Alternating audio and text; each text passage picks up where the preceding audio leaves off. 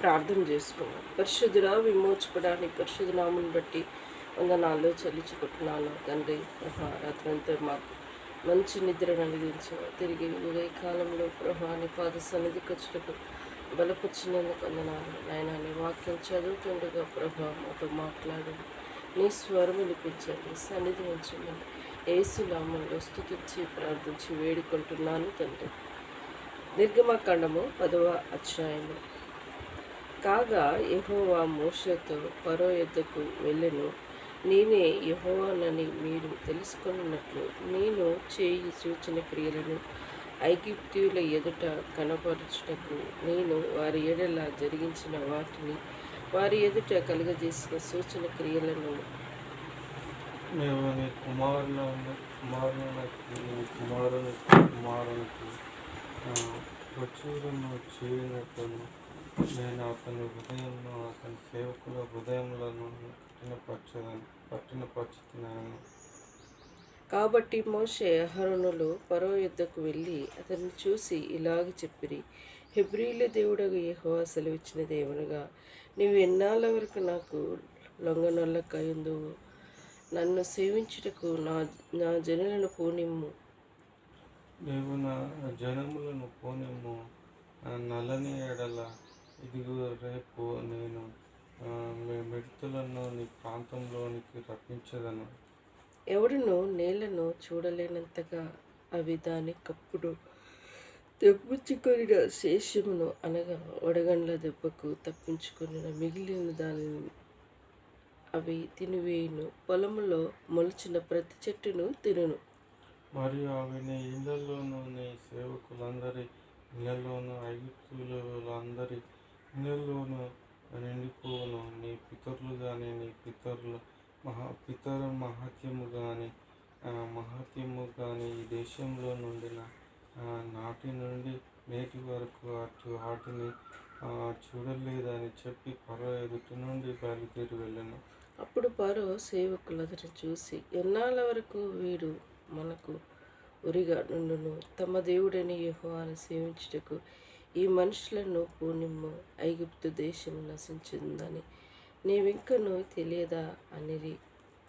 మోషే అహరోను ఫరో యొద్దకు మరలా రప్పించబడగా అతడు వెళ్ళి నీ దేవుడైన యెహోవాను సేవించుడు, అందుకు ఎవరెవరు వెళ్ళుదరని వారిని అడిగాను.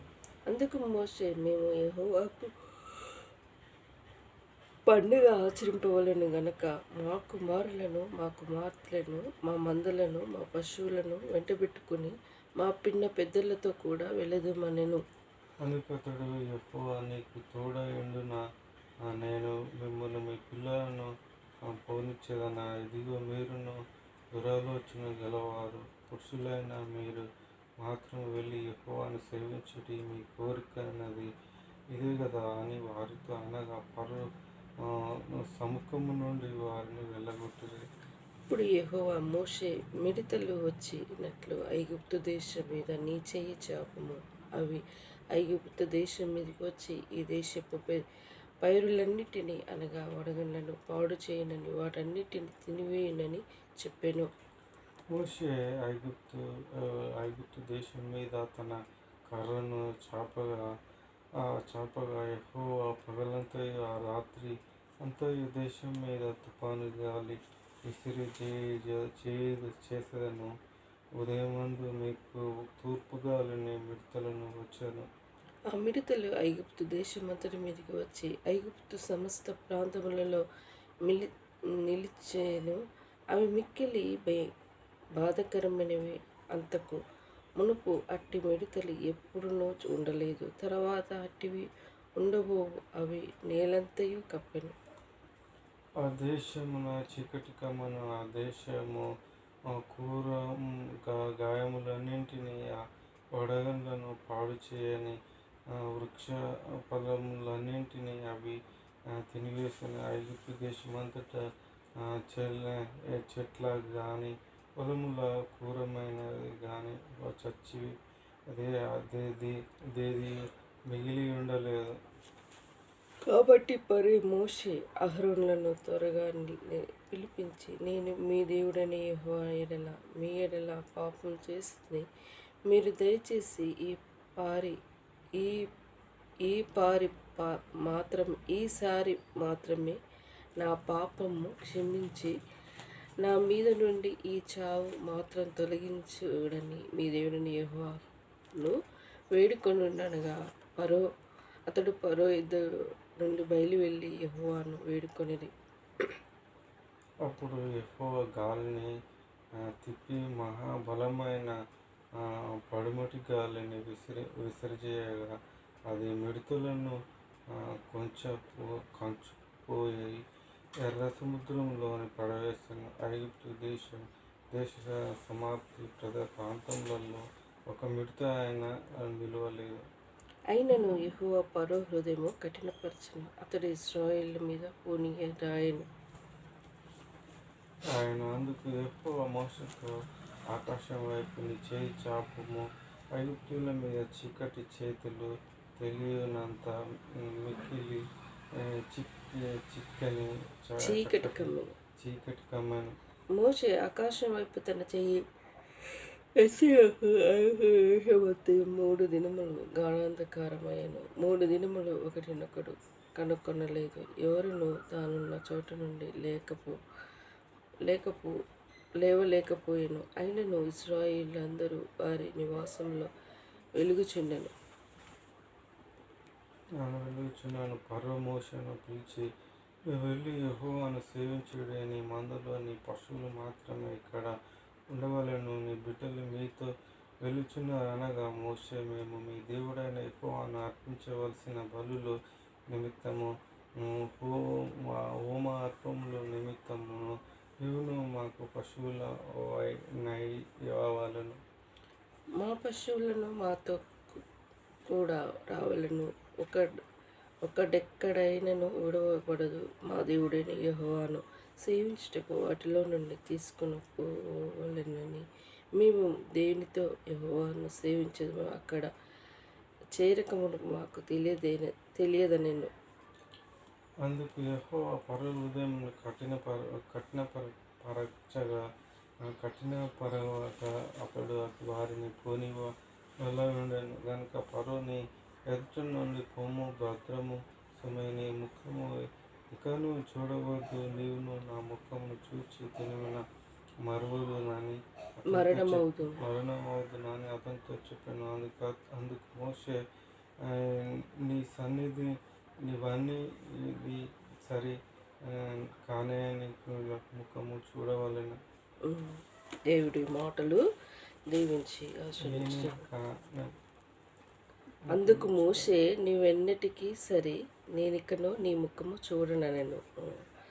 ఈ 10వ అధ్యాయంలో చూస్తే, మీరు మీ దేవుడైన యెహోవాను సేవించాలా, మరి మేము మందలతో పాటు వెళ్ళాలా అని ఫరో రాజు మోషేతో అంటూ ఉంటారు. అవును అంటే, కాదు, ఏమొద్దు, మీరొక్కరే మీ పురుషులే వెళ్ళి సేవించుడి, మీ మందలు మీ పిల్లలు మీ భార్యలు ఇక్కడనే ఉంచండి, మీరు వెళ్ళి దేవుని ఆరాధించి తిరిగి రండి అని ఫరో రాజు మోషేతో అని అంటున్నారు. అయితే దేవుడు కోపం వచ్చి దేవుడు ఏం చేశారంటే, అక్కడ మరలా మిడతలను మోషేకు ఆజ్ఞాపించాడు, నువ్వు మిడతలు వచ్చేటట్టు ఆజ్ఞాపించు, పంట మొత్తం అంతా తిని పాడు చేస్తాయి అప్పుడు అని చెప్పేవరకు మోషే దేవుడు చెప్పినట్టు మిడతలు చేసేవరకు అక్కడ ఉన్న దేశం మొత్తం మిడతలు పంట మొత్తం నాశనం చేస్తున్నాయి. పంట మొత్తం నాశనం చేస్తే ఇక మన తినడానికి ఏమైనా ఉంటుందా? ఉండదు. అయితే ఫరో హృదయము భయపడి, సరే నన్ను క్షమించు, మీ దేవుడిని నన్ను క్షమించమని వేడుకో అని తన హృదయం కొంచెం నా నిమిత్తము, మేము బ్రతుకు నిమిత్తము మీ దేవుడిని వేడుకో అని మాట్లాడుతూ వస్తూ ఉంటాడు.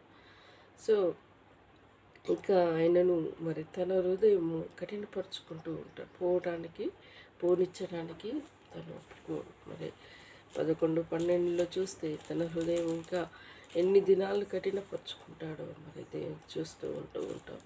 ఎందుకు ఎన్ని అద్భుత సూచక్రియలు చేసినా కూడా ప్రజలని పంపించడానికి ఇష్టపడతలేడు అంటే తన హృదయంలో మరి ఏదో నెమ్మది లేకుండా ఏదో కలవరము వచ్చింది. పిల్లలతో మందలతో అందరు వెళ్ళిపోతే మళ్ళీ తిరిగి వస్తాడనే నమ్మకం తనకి లేదు. మనం కూడా సామాన్యంగా ఏమంటూ ఉంటాం, ఏదైనా సమస్య ఏదైనా ఉంటే నువ్వు ఆడబెట్టి పోయి రారా, నమ్మకం లేనప్పుడు ఇది ఆడబెట్టి పోయి రారా అంటే అట్లా కాదు, నేను ఇది తీసుకొని మళ్ళీ పోయి తిరిగి వస్తా అంటే మనకు ఆ మాటల్లోనే అర్థమవుతుంది. తిరిగి రారు అని పరో రాజుకి తెలిసిపోయింది. కాబట్టి తన హృదయం కఠినం చేసుకున్నాడు, పంపించకుండా చేసుకున్నాడు. సో సరే, ఏదేమైనప్పటికీ చివరికి మరి 11, 12లో మనం ముందు చూస్తూ ఉంటాం. మరి మనం చేసేది ఇతరులకి అర్థమైనప్పుడు వారి హృదయం కఠినంగా మారిపోతూ ఉంటుంది. మరి దేవుని చిత్తంలో ప్రజలను విడిపించడానికి మోషేని ఎంచుకున్నాడు. మరి బానిసత్వం, ఇటుకలు 24 గంటలు రాజు చెప్పిన పని వినాలి, మట్టితో ఇటుకలు చేయాలి, వెట్టి చాకరి, పశువులని ఎన్ని ఇలాంటి వెట్టి చాకరి చేస్తూ ఉంటే ఇసుక లేకుండా వెట్టి చాకరి చేసుకుంటే అయ్యో మమ్మల్ని విడిపించేవారు లేరా అని వాళ్ళు మూలుగుతూ ఉంటే దేవుడు వారి మూలుగు విని మోషేను ఏర్పరచుకున్నాడు. మన జీవితంలో కూడా మనం కొన్ని సందర్భాల్లో కష్టపడుతుంటాం, బాధపడుతూ ఉంటాం. ఎవరైనా విడిపించడంలో వాళ్ళు లేకపోయిండొచ్చా అని నిరుత్సాహంలో ఉంటూ ఉంటాం. కానీ మన దేవుడు మన మూలుగు, మన వేదన, మన ప్రార్థన ఆయన వినేవాడుగా ఉంటాడు. మనకు సహాయం చేసే దేవుడై ఉంటాడు. మరి దేవుడు ఆయన సహాయకుడు, సహాయం చేసే దేవుడు. మరి ఆయన దేవుడు, మనం నరమాతులం. దేవుడికి నరమాతుడికి ఎంత తేడా ఉందంటే కొంచెమే తేడా. ఆయన మరణించి తిరిగి లేచాడు, మానవుడు మరణించి తిరిగి లేవలేదు. అందుకోసమే ఆయన బిడ్డలైన మనకు మరణించి తిరిగి లేచాడు, పరలోకానికి వెళ్ళాడు, స్థలం సిద్ధపరిచాడు. మరి ఆయన నమ్మిన విశ్వసించిన బిడ్డలని మనలా వస్తానన్నాడు. మరి ఎప్పుడు వస్తాడో మనకు తెలీదు. కానీ కొందరు అంటూ ఉంటారు, నా తల్లిదండ్రుల నుంచి వస్తా అడిగి రావట్లేదు కదా, సంశయాలు కలిగి ఉండొచ్చు. దేవుడు వస్తాడన్నాను అంటే వస్తాడు, ఆయన చిత్తం. కానీ నమ్మి విశ్వసించడం మన బాధ్యత. అన్నీ మరణించి తిరిగి లేచాడు, ఆయన శిష్యులకు కనపరుచుకున్నాడు. ఆయన శిష్యులకి నా సువార్త ప్రకటించడని చెప్పారు. వాళ్ళు ప్రకటించి అందరూ చనిపోయారు. ఆయన తరము మనము, ఆయన బిడ్డలమైన మనం ఈ రోజులలో సాక్షులుగా జీవిస్తున్నాం, సువార్త ప్రకటిస్తూ ఉన్నాం. ఎన్ని విధాల ఆయన సువార్త ప్రకటిస్తూ ఉన్నాం. ప్రపంచంలో దేవుని సువార్త ఇంకా ఎక్కడ ఏ మారుమూలుగా ప్రకటింపబడలేదు. కాబట్టి దేవుని రాకట ఆలస్యంగా ఉన్నది. అంతటా రాజసువార్త ప్రకటింపబడినాక ఆయన మధ్య ఆకాశంలో ఆయన రానై ఉన్న దేవుడై ఉన్నాడు. ఆయన దొంగ వలె ఇలా దొరై వస్తాడు. దొంగ చెప్పి వస్తాడు అన్నాడు కదా.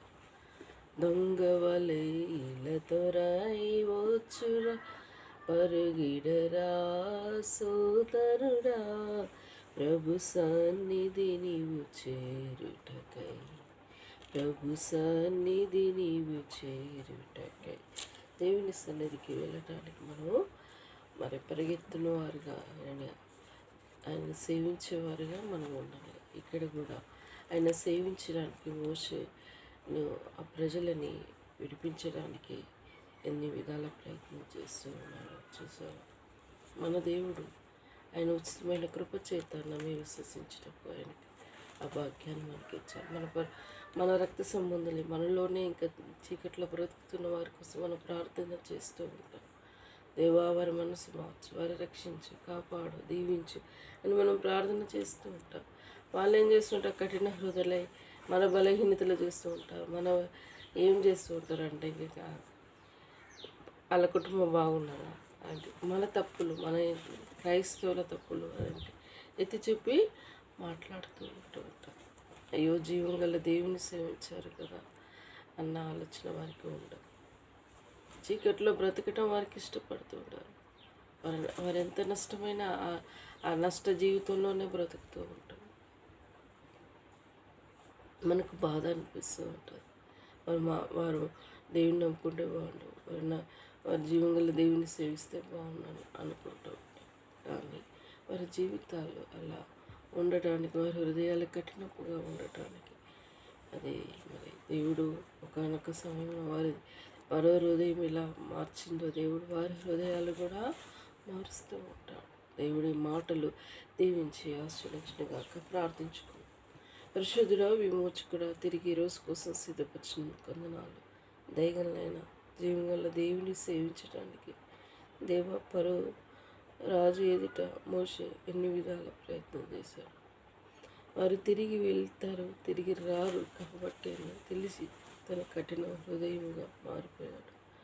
తను తెలిసిపోయింది, మీరు వెళ్ళి సేవించిరండి, మీ పిల్లలు మీ మందలు ఇక్కడే ఉంటాయంటే వారు మోషే ఒప్పుకోలేదు. ఆ విషయంలో ఎదుటి వారికి తెలిసిపోయింది, తిరిగి రారని తెలిసిపోయారు. అందుకే తన హృదయం కఠినమైంది. దేవానికి వందనాలు. చివరికి తన హృదయాన్ని మార్చిన దేవుడు ప్రభువానికి వందనాలు. ఈ రోజులలో కూడా కఠిన హృదయలై మార్చుకొని బ్రతుకులై ఉన్నాయి. నేను నా కుటుంబాన్ని సంపూర్ణంగా రక్షించాను. అమ్మ వాళ్ళకి, జల్లులకి, అన్నదమ్ములకి, నాన్న వాళ్ళ రక్త సంబంధం కూడా అందరూ సంపూర్ణంగా రక్షణలోకి వచ్చేటప్పుడు సహాయపడండి. నల్గొండ జిల్లా ప్రాంతాన్ని దేవా అధికారులని, రేవంత్ రెడ్డి గారి పరిపాలన, ఇలా మా దేశాన్ని దేవా జ్ఞాపకం చేసుకోండి. అందరినీ రక్షించి కాపాడండి. ప్రభువానికి వందనాలు. నా ఫ్రెండ్స్, నాకంటూ పరిచయమైన వారందరినీ రక్షించండి. దేవానికి వందనాలు. దగ్గరనైనా వారి నేను కాల సమయంలో నేను వెళ్ళినప్పటినీ కాలేదు దేవా. రేపు నీ చిత్తంలో వెళ్ళి మరి ఈఎంఐ కట్టుట్లో మరి తిరిగి లోన్కి అప్లై చేయటట్లు తిరిగి పొందుటకు దేవా నాకు సహాయపడుతుంది. ఆ ప్రాసెస్ ఎలా పూర్తవుటకు ఏ దేవునిలో దయచేయండి. అన్ని విషయాలు తోడుగా ఉండవు. నాకు లోన్ అప్రోచ్ అవుటకు నన్ను దీవించు. నాకు సంతోషం పరిపూర్ణ చేయండి. నీ అద్భుతమైన కార్యం జరిగించమని నీ పాద సన్నిధిలో మొరపెట్టుకుంటున్నాను.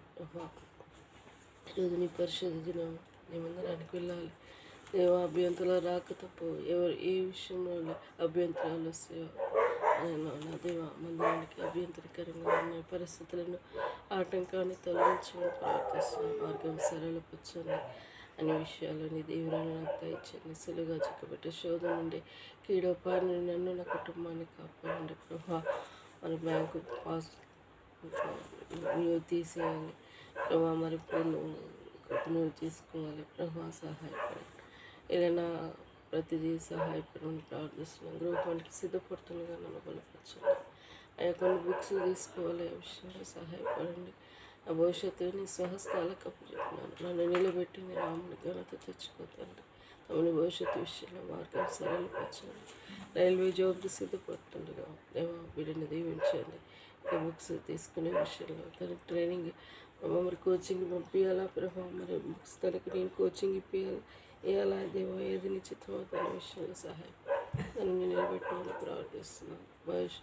జాబ్ లైఫ్ పాటలు యెహోవా భయభక్తులు గలవారు నీ చిత్తంలో ఉన్న వారిని నడిపించండి. గృహంలో సంతోషం పరిపూర్ణం చేయండి ప్రభా. నువ్వే మాకు సహాయపడమని ప్రార్థిస్తున్నాను. అన్ని విషయాలను దయగలి చేసి కట్టుతాం. చిన్న కుటుంబాన్ని రక్షించి కాపాడండి. వారి అక్కర ఫైనాన్షియల్ ప్రాబ్లం తీర్చండి. ఎన్ని కూడా కృపలో బిడ్డకు జాబ్ నిలబెట్టండి. బిడ్డల భవిష్యత్తు త్రుట్టులేకుండా కాపాడండి దేవా, సహాయపడమని ప్రార్థిస్తాను. ఇలా నా కుటుంబాన్ని హస్తాలకు అప్పచెప్పిన 2వ లిస్టులో నిరంజకి ఇల్లు ఇచ్చుటకు కృప దయచేయండి. రోడ్డు మీద మేము కూడా ఇల్లు కట్టుకున్న వాక్యాన్ని కూడా దయచేయండి. అయ్యా నా లోన్ సక్సెస్ అవటకు దీవించండి. ఇలా నా అక్కరలన్నీ తీర్చబడటకు నీ కృప దయచేయండి. అన్ని విషయాల తోడుగా ఉంటాం. నజరేయుని యేసు నామములో అతి వినయంగా వేడుకుంటున్నాను తండ్రి. యేసు రక్తమే చేయండి, సిలువ రక్తమే చేయండి. యేసు నామమున సంపూర్ణ విజయం కలుగునుగాక. అపవాది క్రియలు అనంతం నాశనమగునుగాక.